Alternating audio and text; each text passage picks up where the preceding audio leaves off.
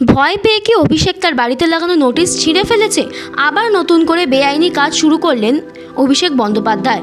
ফলে তাকে আবার হয়তো অন্য আইনগত সমস্যায় পড়তে হবে। জানা গিয়েছে, গত বুধবার বিকেল 5:10 পুর নিগম দুজন ওয়াসিস্ট ইঞ্জিনিয়ার শান্তিনিকেতনের বাড়ির সামনে সাঁটিয়ে দেওয়া হয় সেই নোটিশ।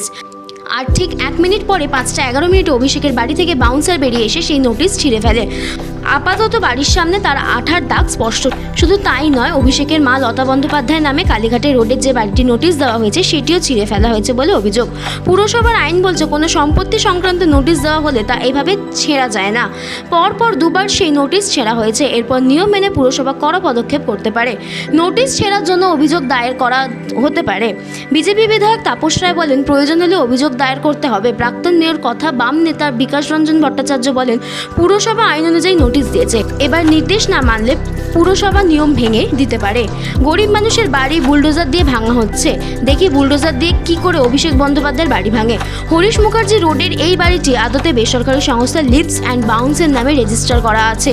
নোটিশে উল্লেখ করা হয়েছে, বেসরকারি সংস্থা লিপস অ্যান্ড বাউন্সের নামে সম্পত্তি থাকলেও আদতে সেখানে বসবাস করছে এক ব্যক্তি ও তার পরিবার। এই বিষয়টি পুর নিগমকে অবগত করা হয়নি বলে উল্লেখ করা হয়েছে সেই নোটিশে। Target news, Kolkata.